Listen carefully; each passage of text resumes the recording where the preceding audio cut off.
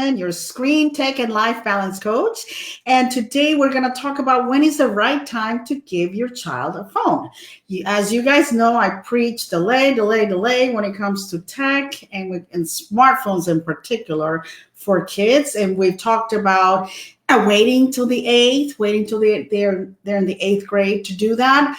But we got to communicate with our kids and give them devices. So today I'm talking to a psychologist, Dr. Magdalena Battles, about what it is that we give up if we are. Hi, Dr. Battles. Hello. Welcome to Unplugged Family. How are you? Good. Thank you for having me. So we are talking about giving our kids, people always ask me, when is the right time to give kids a smartphone? So I want your take on it because you have expertise in child development. As a matter of fact, you've written a book, which is called Let Them Play, which I love. Put it out there. We need to see it. Let Them Play, which is all about letting kids be kids, right? And so we do need to communicate with our kids and we need to keep them safe. And so what is it that when is the right time, according, in your opinion? Well, I'm an advocate of waiting until eighth grade or age 14 to look at giving them a smartphone at that time or even later.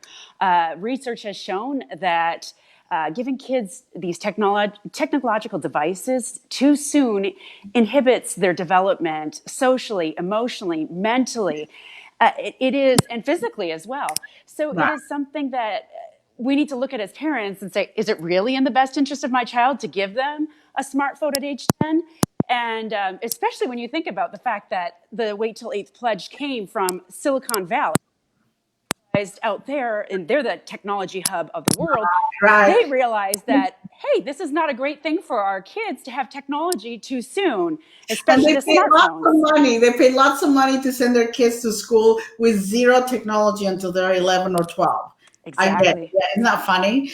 Yes. Okay. So what I tell parents is, they're ready to use it when they're going out to activities. So not a smartphone, by the way, a dumb phone. I'll always preach a dumb phone or device that it's only about calling or texting mom and dad, limited as much as possible. But in the meantime, we're not giving them a smartphone because we want them to develop skills and relationships. We want them to learn how to, keep their room clean and learn how to keep appointments on a calendar and learn how to socialize and be hungry to be together physically with their friends and have fun versus, stuck on a device and gaming or whatever, or watching YouTube videos on it. And so there's so much, it's like if we give that to them, we're giving up lots of things. We're giving up development and we're giving up relationally between us and them, right? We're inviting other people into this relationship, right? Yes, absolutely. It limits their ability to develop because their time, there's only so many hours in a day. And when they're taking time on these devices and spending hours on a smartphone, that is time that's taking away from homework, and especially from social interactions. That's usually the first thing that goes is their interactions with fellow family members, including parents, siblings, and even their friends. Yeah. So it's something we need to consider. Is this in the best interest of my child to give this phone to them, this device that's going to take them away from developing social relationships with myself as a parent and with their other people around? Right. Oh, your sound is going. Something is clicking off and on. And we couldn't hear you. Okay. Yes, good. Better. Thank you. That's all right. So no, you're absolutely right. So what do you say to mom and dad as far as our kids are having all this pressure, right? Because it feels like everybody else has a smartphone. So I want one too, and I'm going to be left out if I don't have this device. What do you say to parents and to kids about that? Right. And the Wait Till Eighth pledge is about smartphones. It's not about regular flip phones or this new Gap phone or the watch phones. There is a differentiation.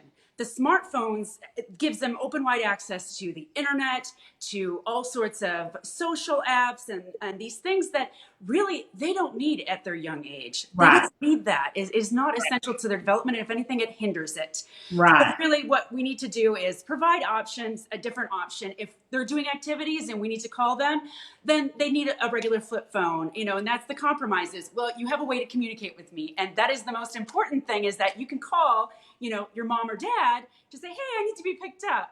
And they have so What I'm asking, I guess, is what do you tell them about them being feeling left out of their circle because they don't have access to social media, and feeling left out because they don't have this, they don't have a smartphone like everybody else.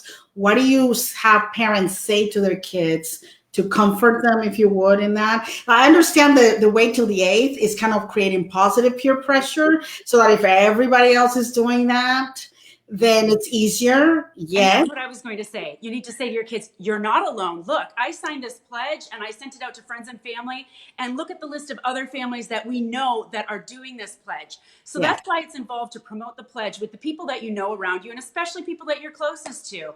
For example, send it to the families that were involved with Bible study. And so we do, activities with our families together throughout the year.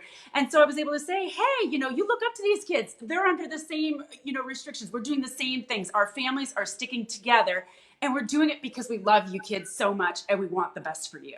Yeah, that's beautiful. Absolutely. So you get your neighbor kids and your school friends, and you say, come on, moms, get on it. Yes. And I'll put a link to Wait Till the 8th pledge in the comments. And also, we have a new option, which I just found out. This company, God Wireless, is putting a new option of a phone that looks like a smartphone, but it doesn't have internet and no social media, no group text, no nonsense. Basically, just the basics of life in a phone that will be, you'll be able to keep your kids safe and keep them being kids. So I love this option. I think these the owners, the people that started this company, are my new superheroes. I literally love it that somebody had the courage to say, you know what, this is not working for me. He literally said, I went to a store, they showed me the options, and they're like $500 plus, and there's nothing else. So he decided, okay, I'm going to do something about it. So that's pretty courageous. So I'm going to put a link to the Gap phone in the comments as an option. And again, you give it to them and say, this is for you. The device is yours, but the right to use it is reserved for mom and dad, so that you decide to just ease them into it and use it only as needed. The rest of the time, the device can be put away, so they can have time to play and do the things that will get them to be the super kids that you want. So what else can you tell us, Dr. Battles, before we go, that will help mom and dad kind of give them courage to deal with the onslaught of technology and their kids saying, give me? Well, we need to think of our time with our kids as temporary. It's limited. They're only under our roof for so many years. So we want to be intentional about that time. For example, we have the holiday break coming up. Do we want to have that time being a time of technology where the kids go to their own rooms and they're on their own devices and they're not interacting with family? Or do we want to create memories and bonding experience that are going to last a lifetime? Because I can tell you one thing, when I get together with my siblings, we talk about the experiences we had during the holidays as a family. I grew up in a household of 6 kids, and we talk about the funny things that happened, even the bad things that happened. We talk about it all.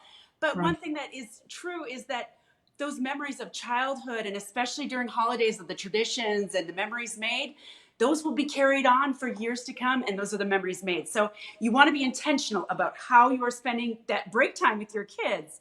And so make a point to limit the technology so that you are saying, hey, I'm doing this because I love you so much and I want to spend time with you. I don't want you to be away from me on technology. I want to do stuff with you. I want to do things that are going to create memories and last a lifetime. Amen. That's it. All right, mama. So go unplug and connect to who really matters. All right. Take care. Bye-bye. Bye. Thank you, Dr. Battles.